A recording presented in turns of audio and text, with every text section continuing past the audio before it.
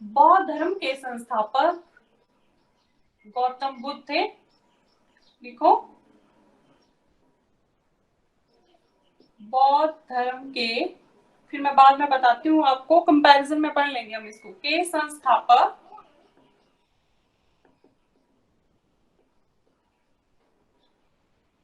गौतम बुद्ध या महात्मा बुद्ध थे। इन्हीं को बोलते हैं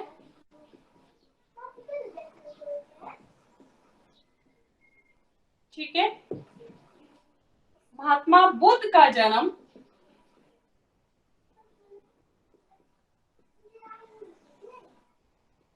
महात्मा बुद्ध का जन्म 563 ईस्वी पूर्व, महात्मा बुद्ध का जन्म 563 ईस्वी पूर्व कपिलवस्तु के लुम्बिनी गांव में हुआ था। कपिलवस्तु पड़ा का नेपाल में के लुम्बिनी गांव में हुआ था।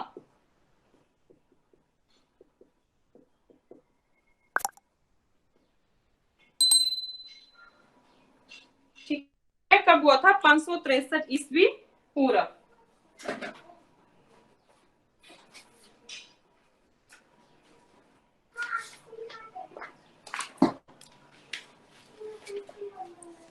लिखो, गौतम बुद्ध को एशिया का ज्योतिपुंज भी कहा जाता है। गौतम बुद्ध को एशिया का ज्योतिपुंज भी कहा जाता है।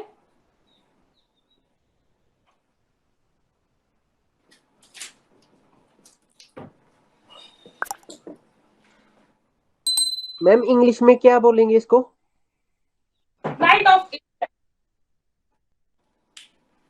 नाइट ऑफ एशिया बोलेंगे ज्योतिपुंज को। ठीक है। महात्मा बुद्ध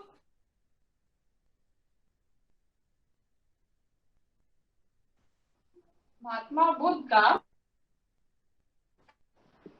बचपन का नाम सिद्धार्थ था। ठीक है, इनका बचपन का क्या नाम था? सिद्धार्थ। और महावीर स्वामी का वर्धमान।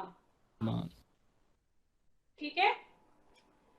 महात्मा बुद्ध के साथ मैं ऐसे बता रही हूँ, लिखना नहीं है आपने, कोइंसिडेंस रहा है बहुत ज्यादा। एक तो इनका जन्म जो था वैशाख पूर्णिमा के दिन हुआ था, दूसरा इनको ज्ञान प्राप्ति वो वैशाख पूर्णिमा के दिन, और जब इनकी मृत्यु हुई तब भी वैशाख पूर्णिमा का दिन था।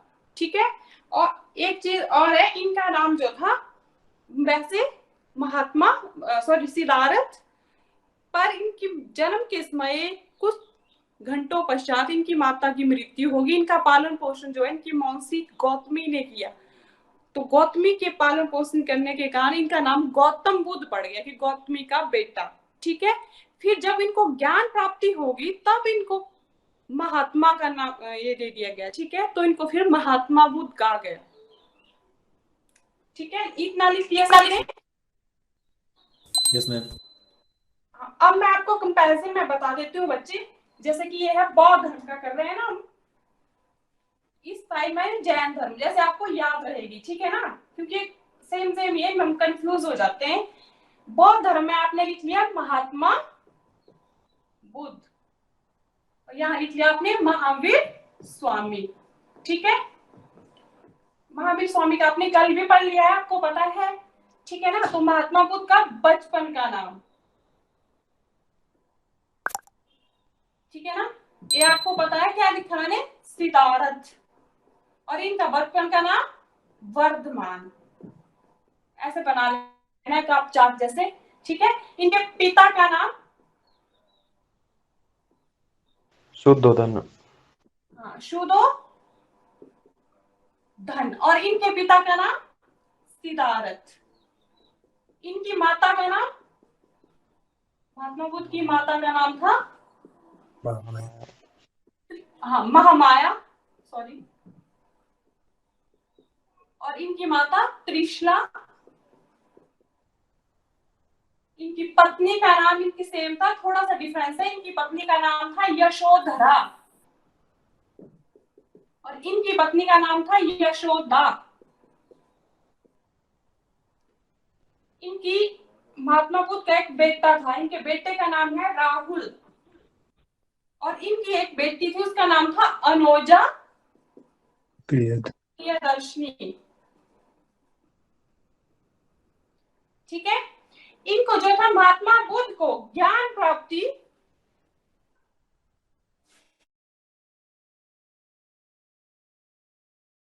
पीपल वृक्ष के नीचे, पीपल वृक्ष के नीचे हुई थी।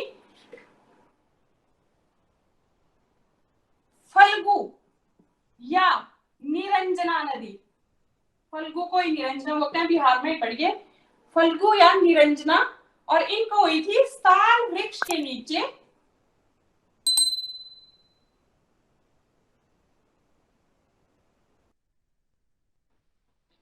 ठीक है, रिजुपालिका नदी के किनारे।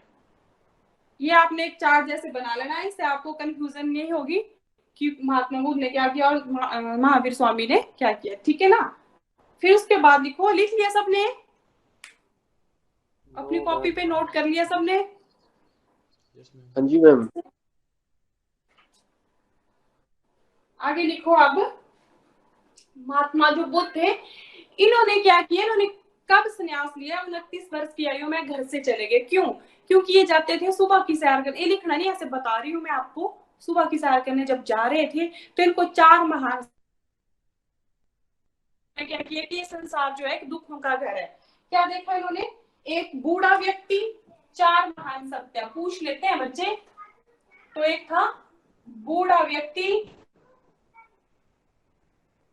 नंबर 2 बीमार व्यक्ति,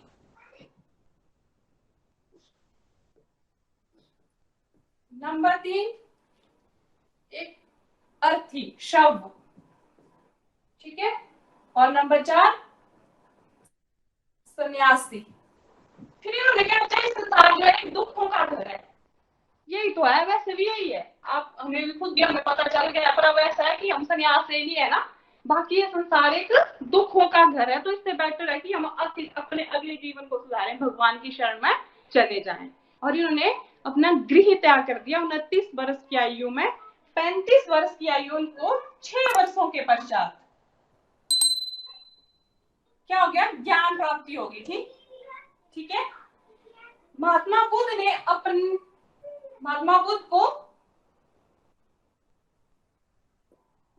बुद्ध को बोध गया में ज्ञान प्राप्ति हुई थी। बोध गया में ज्ञान प्राप्ति हुई थी। एक क्वेश्चन जरूर आता है पेपर में, इनको कहाँ ज्ञान प्राप्ति हुई थी? बोध गया में। और इन्होंने अपने पहला उपदेश कहाँ दिया था? इन्होंने अपना पहला उपदेश सारनाथ में दिया था। किस भाषा में? महात्मा बुद्ध ने अपना उपदेश दिया था, इनकी भाषा थी पाली। और हाँ, जैन धर्म की क्या भाषा थी बच्चे? प्राकृत। बोलो प्राकृत। हाँ जी, ठीक है। और इनका जन्म नेपाली और पाली ऐसा रख लेना आपने याद। भाषा इनकी पाली थी, नेपाल लुम्बिनी गांव में हुआ था। ठीक है, और पहला उपदेश क्या दिया इन्होंने? सारनाथ में। पर सबसे ज्यादा जो उपदेश दिए थे उन्होंने श्रावस्ती, कौशल की राजधानी थी। सर्वाधिक उपदेश अगर पूछेंगे कि महात्मा बुद्ध ने अपने सबसे ज्यादा उपदेश कहाँ दिया है, तो श्रावस्ती, कौशल की राजधानी थी ये, कौशल राज्य की राजधानी श्रावस्ती में दिए थे। ठीक है, लिख लिया आपने। अब एक और चीज हमने अपना गृह त्याग किया, तो गृह त्याग नहीं बोलते हैं, ये लिख लेना है आपने। इनके गृह त्याग को बौद्ध धर्म में महाभिनिष्क्रमण कहा जाता है। महाभिनिष्क्रमण, घर त्यागने की को क्या कहा जाता है? इनके महाभिनिष्क्रमण। ठीक है। और जब इनकी मृत्यु हुई तो उसको क्या बोलते हैं? ऐसे बोला महात्मा बुद्ध की मृत्यु होगी, ठीक है ना, मैं बताऊंगी। इनकी होगी 463 ईस्वी मृत्यु, इसको बोलते हैं महापरिनिर्वाण। इनकी मृत्यु को क्या कहा गया? महापरिनिर्वाण। दिखाई दे रहा है ना आपको बोर्ड पे? जो मैं लिख रही हूँ दिख रहा है ना बच्चे? Yes ma'am. रिस्पॉन्स दो बच्चों। और जब इन्होंने गृह त्याग किया, इन्होंने जो संन्यास तीक्ष्ण मतलब अपनी तृष्णा लालचीपन जो छोड़ दिया, सन्यासी जो बने, तो उसको मतलब क्या कहा लोगों ने? निर्वाण। तृष्णा त्याग को क्या कहा गया? निर्वाण।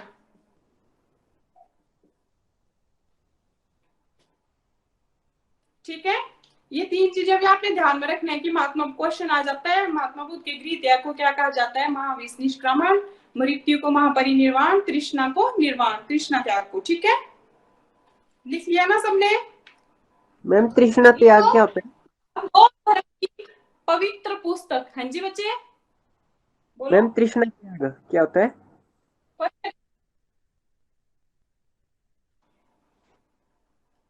बोलो फिर से, मेरे को सुनाई दिया। तृष्णा त्याग क्या होता तृष्णा है?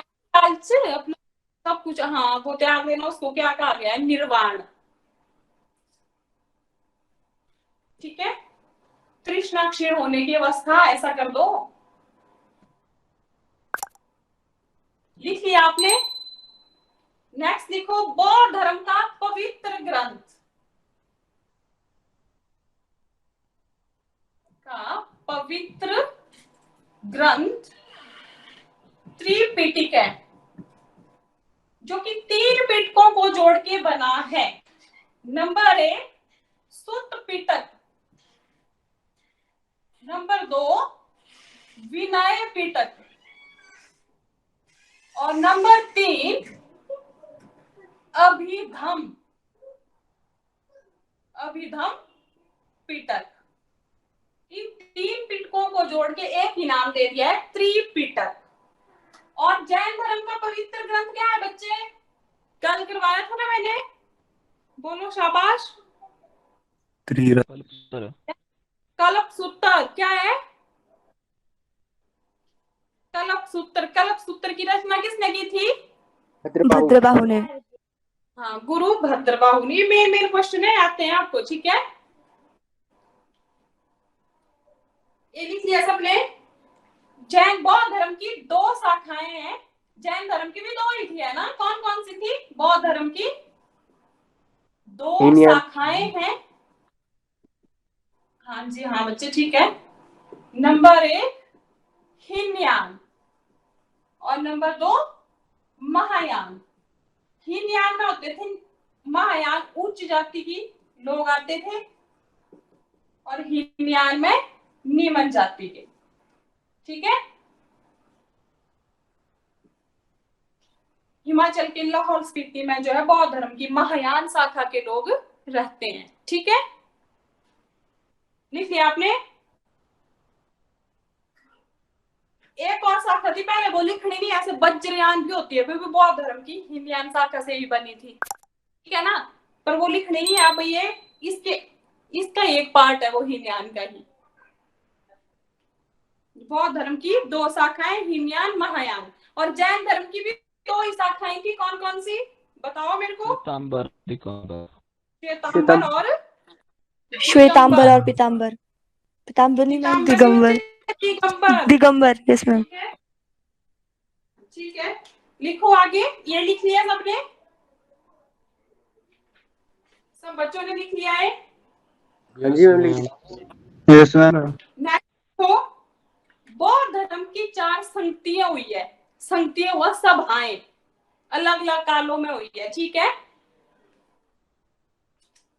बौद्ध धर्म की संगतियां लिखो या सभाएं। 4 संगतियां हुई है इसकी, आपने ऐसे लिख लेना है। पहली जो सभा हुई थी बौद्ध धर्म की, जैसे अलग अलग ये किया था ना, वो हुई थी 483 ईस्वी पूर्व। उसमें था भारत का राजा, मगध का राजा अजात शत्रु। क्वेश्चन आता है ना कि अजात शत्रु। बौद्ध धर्म की पहली संधि या सभा, महासभा कब हुई थी? 483 ईस्वी पूर्व। किस शासक के समय हुई थी? अजात शत्रु के समय। ठीक है, और कहाँ हुई? राजगृह में। ठीक है, और दूसरी सभा कहाँ हुई? दूसरी सभा हुई 383 ईस्वी पूर्व, 100 साल बाद। 383 ईस्वी पूर्व, ये किसके समय हुई थी? ऐसा पूछा जाता है। तो काला अशोक था। हाँ, काला अशोक। मैं बताती हूँ, आगे हम यही पढ़ेंगे। इसके बाद नेक्स्ट चैप्टर हमारा यही होगा, उपमन्त साम्राज्य के बारे में। ठीक है, फिर चलिए हमारी वंश प्रथा धार्मिक आंदोलन के बाद लिख लिया। की वैशाली में और बौद्ध धर्म की तीसरी संधि 204 ईस्वी पूर्व। उसमें राजा था अशोक। किस शासक के समय हुई थी? अशोक के समय। बौद्ध धर्म की तीसरी महासभा 250 ईस्वी पूर्व हुई थी अशोक के समय। उसमें मगध का शासक अशोक थे। ठीक है, लिख लिया आपने। और ये हुई थी हमारी कुंडलवन में। बौद्ध धर्म की चौथी महासभा। ठीक है, मैम चौथी महासभा हुई है 72 ईस्वी। अब गया ईस्वी पूर्व, अब हम एक में पहुंच गए, उसके बाद ईस्वी आ गया है। ठीक है, पर ये हुई है 72 ईस्वी में। उसमें थे राजा कनिष्क के समय में हुई है जी। चौथी हुई है कुंडलवन में शायद। हाँ, सॉरी, चौथी हुई है कुंडलवन, तीसरी हुई है पाटलिपुत्र में। ठीक है, कनिष्क के समय में ये आ जाता है। वो चार्ट पढ़ लेना आपने। ठीक है, लिख लिया इतना सबने।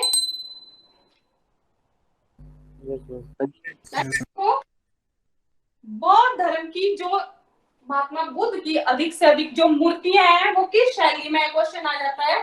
तो सर्वाधिक जो है मथुरा शैली में है। और बौद्ध धर्म के कौन कौन राजा जो थे वो अनुयायी थे? ठीक है, अनुयायी मतलब किस राजा ने सिर्फ बौद्ध धर्म को ही अपनाया था? वो थे हमारे, लिख लो, बिंबिसार, प्रसेनजीत और उदयन। अधिक मूर्तियां कहाँ में थी मैम? मथुरा शैली में थी। एक गंधार शैली, मथुरा शैली, तो आप लेंगे मथुरा शैली में। बौद्ध धर्म की सर्वाधिक मूर्तियां मथुरा शैली में बनाई गई है।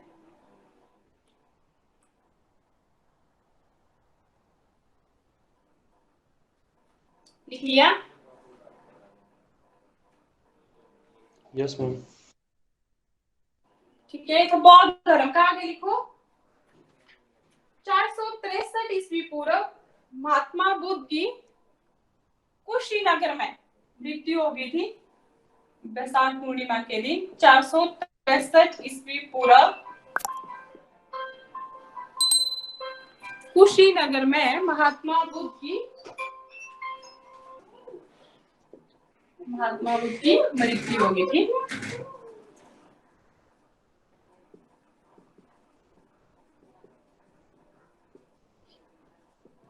ठीक है, और एक क्वेश्चन और भी आता है, वो ध्यान रखना आपने कि महात्मा बुद्ध की बचपन की कथाओं को क्या कहा जाता है? जातक कथाएं। ठीक है, महात्मा बुद्ध की बचपन की कथाओं को जातक कथा कहा जाता है। लिख लिया सबने? ये थे हमारे धार्मिक आंदोलन बच्चे, जैन धर्म और बौद्ध धर्म। ठीक है ना। अब आया हमारा वंशावली। भारत में जो राजा महाराजा वो प्रथा वो शुरू हुई, वंश वैवंश। ठीक है ना।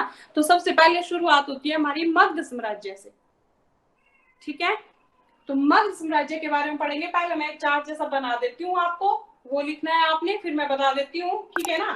फिर हम एक एक करके पढ़ लेंगे सारे वंश, ठीक है। पहले लिखना है, लिख लो मगध साम्राज्य,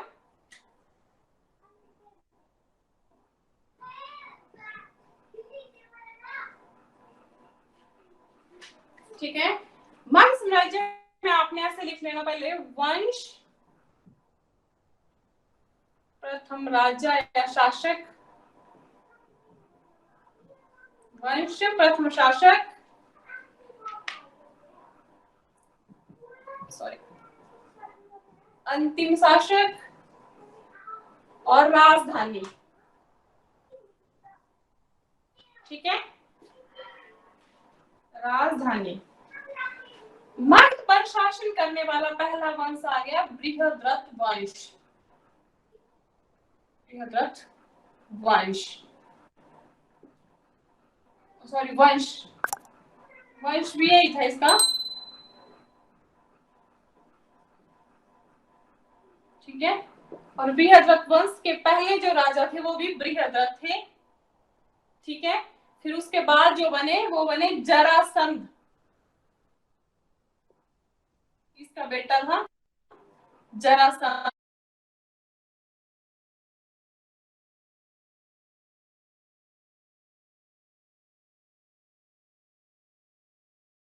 करने वाला पहला वंश कौन था, क्वेश्चन ऐसा रहता है। बृहद्रथ। पहला शासक कौन था, बृहद्रथ। अंतिम शासक कौन था, जरासंध। राजधानी क्या थी, गिरिब्रज। मगध पर शासन करने वाला दूसरा वंश था हर्यंक वंश। हर्यंक वंश के शासक थे बिंबिसार। बिंबिसार ने जरासंध को मारकर हर्यंक वंश की स्थापना की थी 544 ईस्वी पूर्व। 544 ईस्वी पूर्व बैठा था राजगद्दी पर, ठीक है। कौन, बिंबिसार। फिर बिंबिसार का बेटा था अजात शत्रु। अजात शत्रु ने अपने पिता को मारकर राजगद्दी हासिल की थी, ठीक है। ये बैठा था 493 ईस्वी पूर्व राजगद्दी पर। फिर अजात शत्रु का बेटा था उदयन।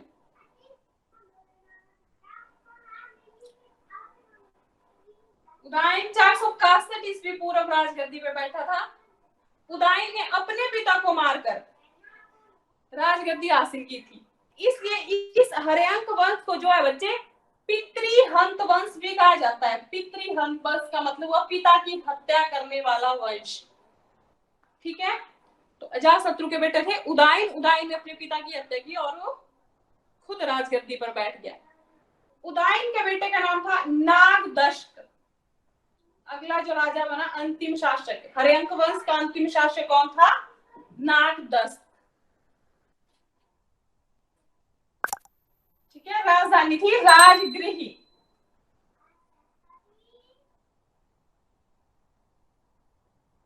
ठीक है। जो मेन मेन क्वेश्चन बने इनके वो मैं लिखवा दूंगी फिर आपको बाद में। पहले ऐसे चार्ट जैसा बना लो, समझ लो, ठीक है। फिर जो मेन होगा मैं आपको बताऊंगी। नागदश्क के बाद अगला जो वंश चला तीसरा मगध साम्राज्य पे वो था नाग, ठीक है, नागवंश। नागवंश के संस्थापक थे शिशुनाग। ये जो शिशुनाग थे ये नागदश्क की बेटी के बेटा थे, मतलब इसका नाना लगता है नागदश्क, ठीक है। और शिशुनाग ने अपने नाना की हत्या करके नागवंश की स्थापना की थी। इसकी कोई संतान नहीं थी।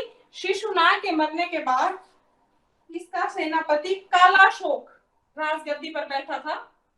इसके समय क्या हुआ था, कालाशोक के समय पढ़ा आपने अभी, बहुत बोलो बोलो शाबाश, है दूसरी बौद्ध की दूसरी महासभा दूसरी 383 ईस्वी पढ़ी ना आपने, पढ़ा ना बच्चे, तो बोलो भी कुछ, समझ आ रही है नहीं आ रही कि मैं ही बोले जा रही हूँ, लग रहा है पता। Yes ma'am. हाँ, रिस्पॉन्स देते रहो आप, ठीक है। फिर अगला जो शासक था वो था नंदीवर्धन। तो क्वेश्चन आ जाता है कि नागवंश का अंतिम शासक कौन था, नंदीवर्धन। और इनकी राजधानी पाटलिपुत्र। राजधानी किसको बनाया था इन्होंने? हेडिंग वाइज दिखाऊंगी बच्चे, एक एक वंश करवाऊंगी मैं, इंपॉर्टेंट क्वेश्चन भी आते हैं ना, ये आपको मैं ऐसे बता रही हूँ कि इसके बाद कौन था, ठीक है ना। बाकी इनका जिन जिन का मेन होगा वो मैं आपको बताऊंगी किस किस में क्या हुआ। नंद वंश, अगला जो वंश आया वो आया नंद वंश। नंद वंश के संस्थापक थे धनानंद के समय ऐसा हुआ था सिकंदर भारत आए थे, ठीक है। जब धनानंद भारत का मगध का राज्य था उस समय बीच में थोड़ा सा सिकंदर का भी पढ़ेंगे हम, अभी तो मैं यही बता रही हूँ आपको वंशावली, ठीक है ना। बाकी सब कुछ करवाऊंगे हेडिंग वाइज, ठीक है। नेक्स्ट है राजधानी वही थी। नेक्स्ट है मौर्य वंश। मगध पर शासन करने वाला अंतिम वंश कौन है? इसकी राजधानी में मौर्य वंश।